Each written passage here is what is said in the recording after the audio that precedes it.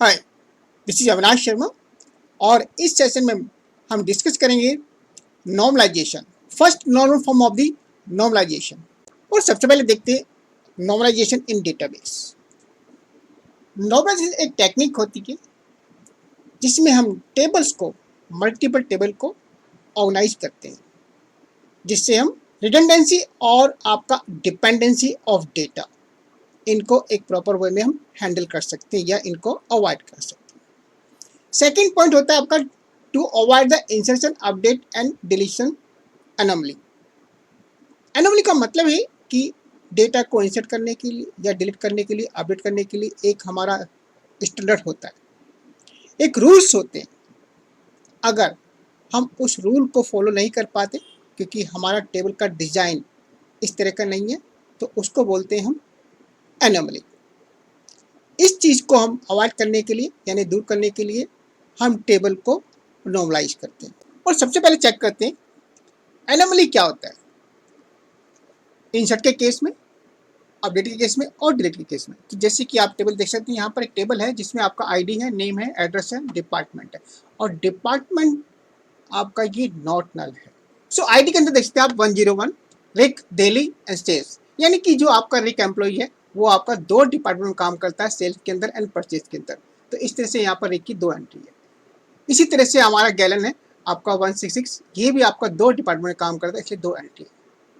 सो ये जो हमारा टेबल का डिजाइन है, अगर इसके अंदर हम अपडेट करते, डिलीट करते या इंसर्ट करते तो उससे हमें क्या क्या प्रॉब्लम्स होंगी, इसको हम प्रैक्टिकल के साथ चेक करें। एनोमली क्या होता है हम इस प्रैक्टिकल के साथ चेक करते हैं। तो जैसे कि आप देखते हैं यहाँ पर टेबल है हमारा ईएमपी, जिसमें आपका आईडी है, नेम है, address, department.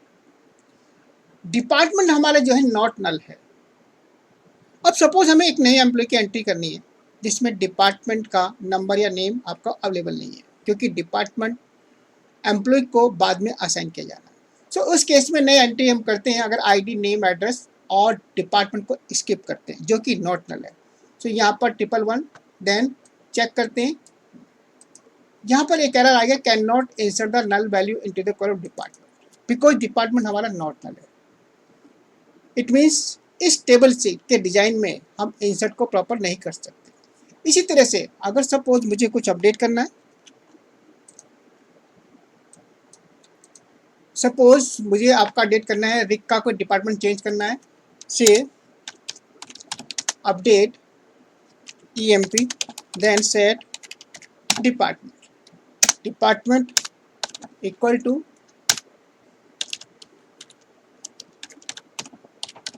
Purchase, then where ID equal to 101। So इस केस में यहाँ पर हमारी दो एंट्री के ऊपर इम्पैक्ट होगा, यानी कि आपका, क्योंकि आईडी हमारा यहाँ पर डुप्लीकेट है 101। सो दोनों डिपार्टमेंट की यानी दोनों आपकी वैल्यू हो जाएगी परचेज।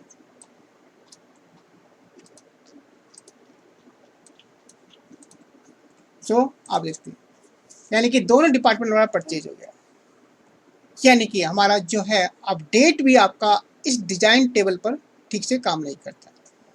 देन सेम थिंग अगर हम डिलीट करते हैं, सपोज हमें एक को डिलीट करना है, एक रिक को डिलीट,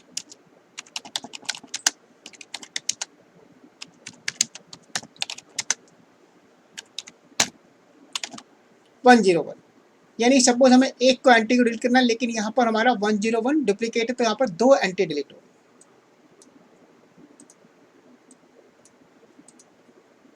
सो इसको कहते हैं आपका एनोमली, यानी यहाँ पर जहाँ पर हमारा इंसर्ट, अपडेट और डिलीट एक प्रॉपर फॉर्मेट में या प्रॉपर स्टैंडर्ड के में काम नहीं करता, तो उसको कहते हैं हम anomaly. Types of the normalization. Normalization को 5 टाइप्स में कैटेगराइज किया जा सकता है, जिनको हम नॉर्मलाइज फॉर्म्स कहते हैं या नॉर्मल फॉर्म्स कहते हैं। जैसे कि first normal form, second normal form, third normal form, Boyce and Codd normal form, then fourth and finally fifth. So इस वीडियो में हम फर्स्ट नॉर्मल फॉर्म को डिस्कस करेंगे विद प्रैक्टिकल इन डिटेल। और सबसे पहले चेक करते हैं first normal form. First normal form क्या होता है, इसके कुछ क्राइटेरिया होते हैं। अगर हमारा टेबल उन क्राइटेरिया को फुलफिल करता है सो हम कह सकते हैं कि वो टेबल हमारा फर्स्ट नॉर्मल फॉर्म के अंदर है। सबसे पहले देख सकते हैं यहाँ पर हमारा N attribute column of table can not hold multiple values. इसका क्या मतलब है? मल्टीपल वैल्यू जैसे कि आप डेटाबेस में टेबल में देख सकते हैं, यहाँ पर हमारा मोबाइल नंबर के अंदर आपका EMP ID E1002 इसके आपका मल्टीपल मोबाइल नंबर है जो कि कॉमा से सेपरेटेड है। अगर इस तरह का डेटा किसी ने फीड किया हुआ तो हम कह सकते हैं कि आपका टेबल फर्स्ट नॉर्मल फॉर्म में आपका स्टेटमेंट नहीं है। सेकंड हमारा कहता है कि जो हमारा कॉलम है ऑटोमेटिक, यानी कि हर कॉलम को केवल सिंगल वैल्यू को होल्ड करना चाहिए। जैसे कि आपका EMP ID, यहाँ पर ये वैल्यू EMP ID, इस वैल्यू को हम स्प्लिट नहीं कर सकते, ये सिंगल वैल्यू है। सो ये वैल्यू हमारी ऑटोमेटिक है, यानी कि सारी वैल्यू हमारी ऑटोमेटिक है। सो EMP ID हमारा करेक्ट है फर्स्ट नॉर्मल फॉर्म के रूल के हिसाब से, नेम भी करेक्ट है, लेकिन मोबाइल नंबर जो कॉलम है उसके अंदर कुछ वैल्यूज आपकी कॉमा सेपरेटेड यानी कि मल्टीपल वैल्यू। सो ये वैल्यू हमारी ऑटोमेटिक नहीं है, यानी कि सिंगल वैल्यू नहीं है। डिपार्टमेंट हमारा ऑटोमेटिक है, सिंगल वैल्यू है। और फाइनली जो रूल है each records needs to be the unique. हम एक रिकॉर्ड को कैसे रिकॉग्नाइज करेंगे कि ये रिकॉर्ड हमारा यूनिक है? सो अगर हम चेक करते हैं EMP ID plus name plus mobile number plus department, और इसका जो आपका हमारा एक की है that is the unique EMP ID, यानी EMP ID के बेस पर हम इस पूरी रो को रिकॉग्नाइज कर सकते हैं, और EMP ID हमारा टेबल के अंदर सभी रिकॉर्ड को यूनिक बनाता है। लेकिन प्रॉब्लम क्या है? प्रॉब्लम है हमारी मल्टीपल वैल्यूज। सो दो रूल में से हमारे एक रूल ऑलरेडी आपका फुलफिल है, लेकिन जो आपका सेकंड रूल है यानी कि मल्टीपल वैल्यू, ये फुलफिल नहीं है। सो हम कह सकते हैं कि ये टेबल हमारा फर्स्ट नॉर्मल फॉर्म में नहीं है। सो इसको हमें फर्स्ट नॉर्मल फॉर्म में इनको कन्वर्ट करना है। अब टेबल को फर्स्ट नॉर्मल फॉर्म में कैसे कन्वर्ट किया जाए इसका प्रैक्टिकल देखते हैं।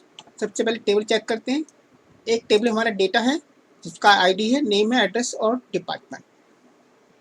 सो इस टेबल में आप देख सकते हैं जो डिपार्टमेंट है इस कॉलम के अंदर हमारा मल्टीपल वैल्यू है, यानी कि मल्टीपल डिपार्टमेंट, यानी कि एक एम्प्लॉय हमारा दो डिपार्टमेंट में काम करता है। इसी तरह से हमारा E102 वो आपका परचेज में भी है और IT में भी है।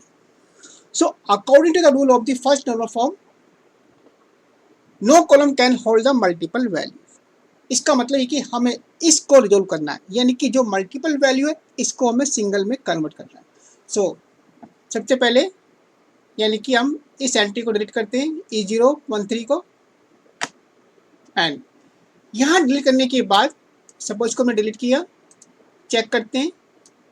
सो आपका अब उसी एंट्री को हमने यहाँ पर दो न्यू एंट्री करेंगे। आपका ID सेम है, सेम एम्प्लॉय है, लेकिन डिपार्टमेंट अलग अलग। सो चेक करते हैं।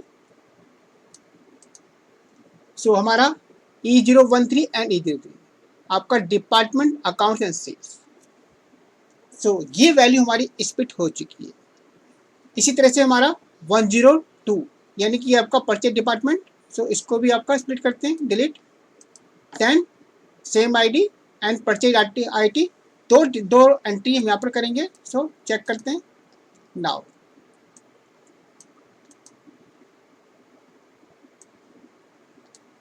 तो आप देख सकते हैं आपका 102 आपका जयपुर और आपका परचेज और IT। सो आप देख सकते हैं कि इस टेबल के अंदर अब हमारा कोई भी कॉलम मल्टीपल वैल्यू को होल्ड नहीं करता है। लेकिन यहाँ पर एक हमारा क्वेश्चन है कि each records according to the first normal form each records has to be the unique. लेकिन यहाँ पर ID के अंदर आप देख सकते हैं वैल्यू हमारी कुछ आपके रिपीट हो गई है, डुप्लीकेट हो गई है। सो जो हमारा रूल है फर्स्ट नॉर्मल फॉर्म का वो है कि each record has to be unique, not the column. अगर हम इनको कंबाइन करें जैसे कि ID आपका 102 साइमन जयपुर परचेज, अगर हम सब कॉलम की वैल्यू को ऑल टूगेदर कंबाइन करें, इसी तरह से हम E012 साइमन जयपुर IT, सो ये भी आपका एक यूनिक रिकॉर्ड है क्योंकि यहाँ पर आपका डिपार्टमेंट अलग अलग है।